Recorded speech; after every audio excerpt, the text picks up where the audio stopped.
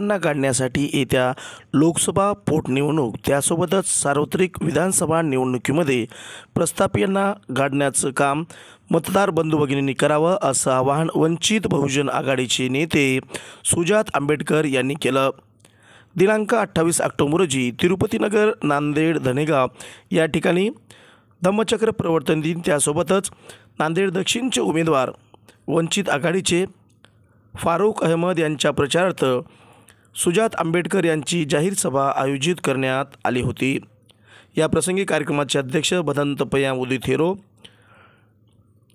फारुख अहमद, त्यासोबतच संयोजक विनायक गजभारे, गोविंद दळवी, सर्वजित बनसोडे, त्यासोबतच परिसरातील वंचित बहुजन आघाडीचे पदाधिकारी उपस्थित होते। या प्रसंगी अर्जावर कोरलं नाव फेम अजय देहाडे यांच्या भीमगीत गायनाचा कार्यक्रम आयोजित करण्यात आला होता। या प्रसंगी प्रास्ताविक विनायक गजभारे यांनी केलं, तर भदंत पयामुदी थेरो यांनी प्रस्थापितातील होत असलेला अन्याय दूर करण्यासाठी वंचित हा पर्याय असल्याचं सांगितलं। या प्रसंगी बोलताना सुजात आंबेडकर संबोधताना म्हणाले की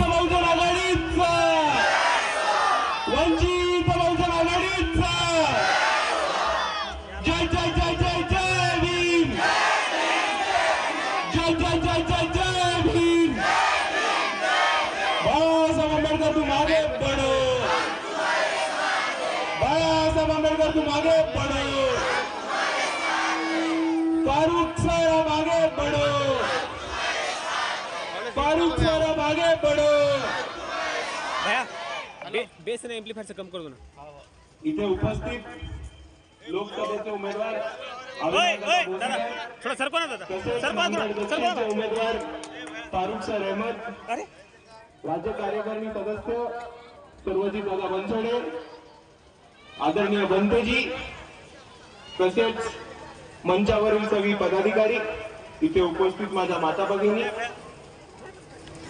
तमाम वडीलधारी मंडळी आणि इकडे उपस्थित युवा तडफदार कार्यकर्त्यांना, बांधवांना, मित्रांना माझा क्रांतिकारी जय भीम। मित्रांनो, आपल्या सर्वांना माहिती होतं की आंबेडकरवादी चळवळीचा नांदेड एक केंद्रस्थान होता आणि आपला हा बालेकिल्ला होता। आणि आज ती परत वेळ आली आहे की इकडच्या प्रस्थापितांना परत एकदा दाखवून देण्याची की नांदेड हा आंबेडकरवाद्यांचा बालेकिल्ला होता आणि तो आंबेडकरवाद्यांचाच बालेकिल्ला राहणार आहे। आपल्याला कोणत्याही परिस्थितीमध्ये इथे समोर कितीही आले तरी त्यांना हारून परत एकदा आपल्या आंबेडकरवादाचा झेंडा, वंचितांचा झेंडा परत एकदा या नांदेडवरती फडकवल्याशिवाय आपल्याला थांबायचं नाहीये। आपल्या सर्वांना इकडची परिस्थिती माहिती, सगळे एकजुटीने आपल्याला बदनाम करायला येतात। सगळे म्हणतात की काँग्रेस भाजपला हरवू शकते, पण आपण जर परिस्थिती बघितली तर आपल्याला दिसेल की जिकडे जिकडे वंचित बहुजन आघाडी निवडून येऊ शकत होती, जिकडे जिकडे वंचित बहुजन आघाडी भाजपला हरवू शकत होती, तिकडे तिकडे काँग्रेसनी भाजपला पूरक राजकारण केलेलं आहे। आपण बघा इकडचे मीडिया हाऊस, इकडचे विचारवंत, हे सगळी लोक वंचितला बदनाम करायला निघालेली आहेत। वंचितला वरती नावं ठेवतात आणि वंचितच्या कार्यकर्त्यांना, वंचितच्या मतदारांना सुद्धा बदनाम करायला थांबत नाही ती लोक। आपण इकडच्या प्रस्थापितांना, काँग्रेसच्या लोकांना प्रश्न विचारले तरी लोक म्हणतात की तुम्ही आमच्या नेत्यांना, तुम्ही आमच्या लोकांना अंगावरती येऊन ट्रोलिंग करता। पण आता बाबासाहेबांनी संविधानामध्ये, लोकशाहीमध्ये अधिकार दिला होता आपल्याला प्रश्न विचारायचा, आणि इकडच्या प्रत्येक नेत्याला, प्रत्येक प्रस्थापिताला आपण ठामपणे लोकशाहीप्रमाणे प्रश्न विचारू। आणि काय प्रश्न विचारू की काँग्रेसनी लोकशाही वाचवू, संविधान वाचू हा नारा देऊन इकडच्या दलितांचे, मुसलमानांचे, आदिवासींचे, वंचितांचे, बहुजनांची मतं घेतली। मग यांचे प्रश्न मांडायला होते तेव्हा काँग्रेस गायब का झाली? जेव्हा भाजपने आरक्षण रद्द करायचा राडा काढला तेव्हा काँग्रेसचे नेते सभागृहातून पळून का गेले? जेव्हा एनआरसी चा मुद्दा आला तेव्हा राष्ट्रवादीचे नेते संसदेतून पळून का गेले? शिवसेना काँग्रेस बरोबर गेली म्हणून मोठ्या संख्येने मुसलमान बांधवांनी शिवसेनेला सुद्धा मतदान केलं. पण हेच शिवसेनेचे निवडून आलेले खासदार आणि आमदार वक्फ बोर्डाच्या मुद्द्यावरती सभागृहातनं संसदेतनं पळून का जातात?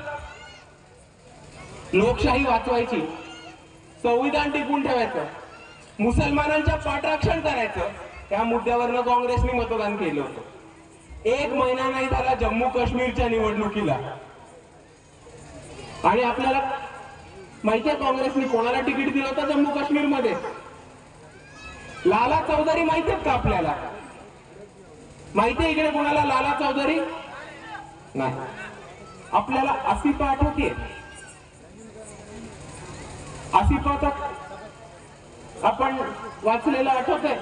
काश्मीर मधली एक चिमुरडी होती 4 वर्षाची, जिला अगवा करून बऱ्याच लोकांनी तिच्यावरती बलात्कार केला आणि तिला जीवे ठार मारण्यात आलं. आठवतंय? आपण सर्वांनी त्याच्यासाठी मोर्चे काढले होते. तर आता ह्या आसिफाच्या ज्या बलात्कारी होत्या त्या बलात्कारांना जेलमधनं बाहेर काढणाऱ्या, त्या बलात्कारांचा सत्कार करणाऱ्या आणि त्या बलात्कारांचा पाठराखण करणारा हा लाला चौधरी होता, भाजपचा नेता, जो रातोरात काँग्रेसमध्ये जातो आणि काँग्रेस त्याला तिकीट सुद्धा देतो. तुम्ही मला सांगा, एका मुसलमान चिमुरडीचा बलात्कार करणाऱ्यांचा सत्कार करणारा हा संविधान वाचवू शकतो? लोकशाही वाचवू शकतो का? आणि ह्या प्रस्थापितांचं इकडे असंच चालणार आहे. हे एका बाजूला मक्तेदारी राबवणार, प्रस्थापितांचंच राजकारण उभं करणार आणि इकडे वेगवेगळे चेहरे, वेगवेगळे भोवरे, वेगवेगळे बाणकुळं उभी करणार वंचितला बदनाम करायला. पण तुमच्या सर्वांसमोर उघडीच पडेल की जे विचारवंत वंचितवरती टीका करत होते, जे विचारवंत वंचितला बदनाम करू इच्छित होते, त्यांना जेव्हा फंडिंग मिळतं, तेव्हा ज्यांना विधान परिषदा मिळतात, यशवंतराव चव्हाण बोर्डवरती जेव्हा त्यांना ट्रस्टीशिप मिळते किंवा त्यांना संशोधनासाठी फंडिंग मिळतं, शिक्षण सम्राटांच्या शाळेवरती, कॉलेजेसवरती त्यांना नोकरी मिळते, तेव्हा तुम्हाला कळेल की वंचितला बदनाम करण्याचं पाकिट किती होतं. आणि दुसऱ्या बाजूला आपली ही जनता आहे. आपल्याला कोणी इकडे यायला पैसा दिला होता? आपल्याला कोणी इकडे यायला पैसा दिला होता का? आपण कोणाला जेवण मागितलं होतं? चहा सुद्धा मागितला होता? ही आपली स्वाभिमानी ताकद आहे आंबेडकरवादी चळवळीची.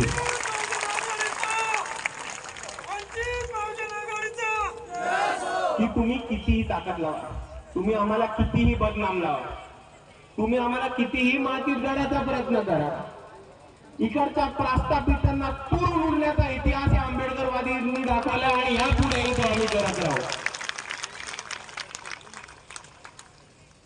आणि मित्रांनो, इकडची ती बाणकुळे येऊन आपली दिशाभूल करायचा प्रयत्न करतात. हीच लोक येऊन आपल्याच नेत्यांना बदनाम करायचा प्रयत्न करतात. आता हे काँग्रेसचे काही लोक येऊन फिरायला लागतील आणि फारुख सरांना बदनाम करायची मोहीम सुरू करतील. काय चालू करतील की फारुख सर तो मुसलमान आहे, मुसलमान आपल्याला वोट थोडी देते, आपण काय को देणे का फारुख सर को वोट? चालू झालं की नाही हा प्रकार? आता तुम्ही यांना एक प्रश्न विचारा की ह्यांच्या पक्षाचे जेव्हा प्रस्थापित नेते असतात, जेव्हा काँग्रेसकडनं एका वंचित समूहाच्या नेत्याला उमेदवारी मिळते, तेव्हा तिकडच्या प्रस्थापित लोकांची मतं आपल्या वंचितांना येतात का? नाही. तुम्हाला थोडक्यात उदाहरण देतो. काँग्रेसमधनं नांदेड उत्तर मध्ये उभे आहेत अब्दुल सत्तार. तुम्ही अभ्यास करून बघा, तुम्हीच तपासून बघा या निवडणुकीनंतर की काँग्रेसच्याच मराठ्यांची किती मतं अब्दुल सत्तार भाईंना पडतात आणि तुम्हाला कळेल की काँग्रेस हा किती वंचितांच्या मागे उभा राहतो. आणि दुसऱ्या बाजूला लोक म्हणतात की फारुख सरांना का मतदान करायचं? गेले 5 वर्ष फारुख सरांनी सातत्याने वंचित बहुजन आघाडीची भूमिका घेऊन आपल्या सर्वांसाठी लढत आले.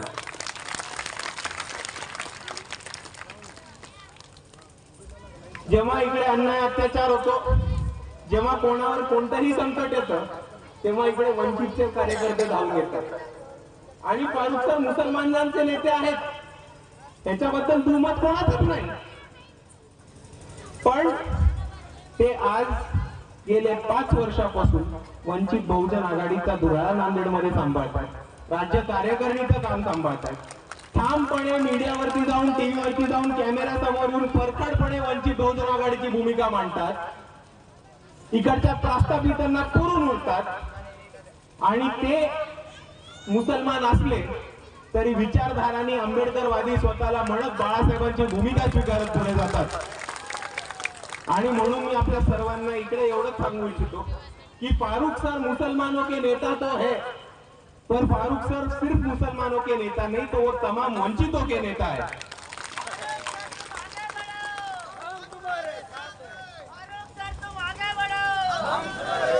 आणि त्याच पद्धतीने आपण बघितलं तर परत एकदा इकडे वंचितांची मूठ उभी राहायला चालू झालेली. नांदेड उत्तर मध्ये एक तरुण तडफदार आंबेडकर चळवळीचं नेतृत्व प्रशांत दादांच्या स्वरूपाने उभे राहिलेले. नांदेड दक्षिण मध्ये फारूक सर उभे राहिलेले. नांदेड लोकसभेमध्ये अविनाश दादा भोसीकर उभे राहिले. आणि याच पद्धतीने आपण तमाम वंचितांची मूठ बांधून इकडे चाललोय, कारण आपल्याला इकडच्या प्रस्थापितांची मक्तेदारी कायमची दाखवायची मित्रांनो. कारण तुम्ही समजून घ्या परिस्थिती काय. इकडे मराठ्यांची खानावळ सुरुवात आहे. एक माणूस उठला तर दुसऱ्या पक्षात जातो, तो तिसऱ्या पक्षात जातो, पण यांचा एकच भूमिका असते की पक्ष कोणताही राहू देत, विचारधारा कोणताही राहू देत, सत्ता आपल्या घरात राहायला पाहिजे. तुम्हाला छोटस उदाहरण देतो. आपल्या नांदेडचे एक ज्येष्ठ नेते, लय ज्येष्ठ नेते, तुम्हाला माहिती असतील, ते आधी काँग्रेसमध्ये होते, मग भाजपमध्ये गेले नुकतेच. कोण होते ते? आता मला सांगा, जेव्हा ते काँग्रेसमध्ये होते तेव्हा त्यांनी आंबेडकरवादी संपवण्याचं काम केलं की नाही?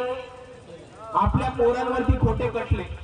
आंबेडकरवादी नेतृत्व उभं राहायला लागलं की त्याला कोर्ट कचेरीमध्ये अडकवणं, त्याला जेलमध्ये टाकणं आणि इकडे आंबेडकरवादी चळवळीचं नेतृत्वच उभं राहू द्यायचं नाही, याचा खटाटोप त्यांनी इतकं वर्ष केला. आणि मग ते त्यांचं सरून झालं की मग स्वतःची सत्ता, स्वतःची प्रॉपर्टी, स्वतःच्या साखर संस्था, स्वतःच्या शिक्षण संस्था टिकवायला ते रातोरात भाजपमध्ये निघून गेले. आता तुम्ही मला सांगा की जी लोक रातोरात पक्ष बदलतात, स्वतःची प्रॉपर्टी, मालमत्ता टिकून ठेवायला, ते खरंच तुमच्यावर अन्याय अत्याचार झाले तर तुमच्यासाठी उभे राहणार आहेत का? ही लोक खरंच संविधान वाचू शकणार आहेत का? लोकशाही वाचू शकणार आहेत का? नाही. आणि अशा परिस्थितीमध्ये मित्रांनो, आपल्या सर्वांवरती एकच महत्वाची जबाबदारी राहते की जो आपल्यासाठी लढतो, जो आपल्यासाठी झगडतो, त्याला आपण मतदानाच्या स्वरूपामध्ये ताकद दिली पाहिजे आणि बळ दिला पाहिजे, म्हणजे तोच आपल्या सर्वांसाठी परत येऊन लढणार. आता तुम्ही मला सांगा की जेव्हा आपल्यावरती कोणताही अन्याय अत्याचार होतो, जेव्हा आपल्यावर कोणतंही संकट येतं, तेव्हा वंचित बहुजन आघाडीचे कार्यकर्ते उभे राहतात की नाही राहत? फारूकसर भूमिका घेतात की नाही घेत? इकडे युवक आघाडीचे कार्यकर्ते ऐका हाकेवरती तुमच्यासाठी येतात की नाही येत? आणि अशा परिस्थितीमध्ये हे आपली जबाबदारी आहे, आपलं कर्तव्य आहे की जे आपल्यासाठी धावून येतात त्यांनाच आपण मतदान केलं पाहिजे. आणि आपण सर्वांनी बघितले की इकडच्या प्रस्थापितांना प्रश्न विचारून फारूक सरांनी काय चीट केलं, आणि हाच आवाज, हेच प्रश्न नांदेडच्या दक्षिणच्या नागरिकांनी सभागृहामध्ये पोचवावे, एवढी मी आपल्या सर्वांना विनंती करतो.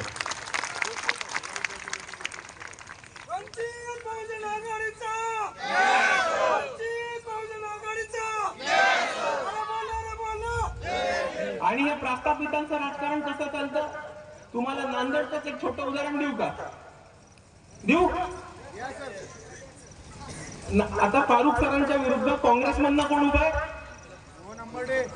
मोहन अंबर्डे. आणि अविनाश दादांच्या विरुद्ध लोकसभेला कोण उभे? कोण कोण? त्यांचा मोठा भाऊ. काय नाव त्यांचं? संतोषराव अंबारडे.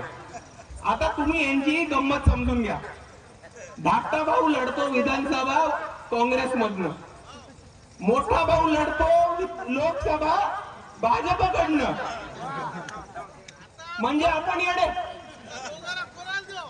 आता मित्रांनो, आपल्याला ह्या सगळ्या भाऊंची, दादांची, काकांची, मामांच्या पाट्या उठून वंचितांच्या पाट्या लावायची वेळ आली आणि त्याच्यासाठी आपल्या सर्वांना एकत्र येऊन ताकदीने लढायला लागणार आहे. आणि जाता जाता एक खूप महत्वाचा मुद्दा मांडायचा आपल्या सर्वांसमोर, की आपल्या सर्वांचे एक बंधू होते, आपल्या सर्वांचे एक साथीदार होते, आपल्या सर्वांचे एक भाऊ होते. त्यांना लिंचिंग करून, त्यांच्यावरती अट्रॉसिटी करून त्यांना जीवे ठार मारण्यात आले. बोंधार गावातले अक्षय भालेराव त्यांचं नाव होतं. माहिती आपल्याला अक्षय भालेराव? आपल्या सर्वांना तो किस्सा माहिती आहे. बरेच लोकांनी आपण त्यांच्याबरोबर काम सुद्धा केले. आपल्या गावामध्ये पहिल्यांदा भीम जयंती काढली म्हणून जीवे मारण्यात आले. 5-5 लोक तलवारी घेऊन अंगावरती धावून गेले आणि नंतर इकडच्या प्रस्थापितांनी ज्या पोरांनी त्याचा जीव गमावला त्यालाच बदनाम करायचा प्रयत्न केला की हा दारू प्यायचा, हा व्यसनी होता, दारू पिऊन हाच अंगावरती धावून गेला. पण आपल्या सर्वांना वस्तुस्थिती काय होती माहितीये? अक्षय भालेराव एक धडाडीचा कार्यकर्ता होता. अक्षय भालेराव एक सच्चा भीम सैनिक होता. अक्षय भालेरावनी आपल्या गावामध्ये पहिली भीम जयंती काढली होती आणि इकडच्या प्रस्थापितांनी त्यांच्या हृदयामध्ये, त्यांच्या डोळ्यामध्ये भीम जयंती खुपली म्हणून त्यांनी अक्षय भालेरावला जीवे मारण्याचा थाट केला होता. आणि अक्षय भालेरावला मारण्याच्या केसमध्ये मुख्य आरोपी कोण होता? कोण होता? आनंदराव भोंडारकर, जे आता महायुतीकडनं फारुख सरांच्या विरुद्ध उभे. ज्या लोकांनी त्यांना मारलं त्या लोकांना आश्रय देण्याचं काम कोणी केलं? तर ते मोहन आंबर्डेंनी. ते पण आज फारुख सरांच्या विरुद्ध दक्षिण मध्ये उभे. तर मित्रांनो, या प्रस्थापितांना धडा शिकवायची वेळ आलेली आहे. आपल्याला आपल्या साथीदाराचा बदला घ्यायचा आहे. आणि या प्रस्थापितांनी ज्यांनी एकांनी त्यांना मारलं आणि दुसऱ्यांनी ज्यांनी त्या मारेकरांना आश्रय दिला, अशांना घरी बसवण्याचं काम या नांदेड दक्षिणच्या कार्यकर्त्यांनी, नागरिकांनी आणि पदाधिकाऱ्यांनी करावं अशी मी सर्वांना विनंती करतो. कारण यांना जर आज घरी बसून आपण आपले हक्काचे उमेदवार निवडून नाही दिले तर यांची मक्तेदारी अशीच चालत राहणार आहे. अजून लोक मारतील, अजून लोकांवरती अट्रॉसिटीज करतील, अजून आपल्या चळवळीतले तडफदार कार्यकर्ते, नेतृत्व, उद्याचे नेतृत्व यांना कोर्ट कचेरीमध्ये, केसेसमध्ये अडकून तुरुंगांमध्ये टाकलं जाईल. आणि जर आपल्याला हे थांबवायचं असेल, जर आपल्याला आपल्या पोरांचं भविष्य उज्ज्वल करायचं असेल तर आपल्याला इकडच्या प्रस्थापितांची मक्तेदारी एकदाची संपवायला खूप गरजेचं आहे मित्रांनो. आणि म्हणून मी आपल्या सर्वांना जाता जाता एवढीच विनंती करतो की ही निवडणूक आपल्या गळ्यावरती आलेली. ही निवडणूक अतिशय महत्वाची आहे. ही निवडणूक आपल्याला आरक्षण वाचवण्यासाठी लढायची आहे. ही निवडणूक आपल्याला शेतकऱ्यांना हमीभाव मिळवून देण्यासाठी लढायची आहे. ही निवडणूक आपल्याला आपलं शिक्षण टिकवून ठेवण्यासाठी लढायची आहे. आणि ही निवडणूक आपल्याला अक्षय भालेरावच्या मारेकऱ्यांना पाडून त्यांना जेलमध्ये टाकण्यासाठी जिंकायची आहे. म्हणून या निवडणुकीमध्ये फक्त आणि फक्त गॅस सिलेंडर आणि फारुख सर अहमद यांना नांदेड दक्षिण मध्ये मतदान करा, एवढी मी आपल्या सर्वांना विनंती करतो आणि आपली रजा घेतो. जय भीम, जय संविधान, नमो बुद्धाय.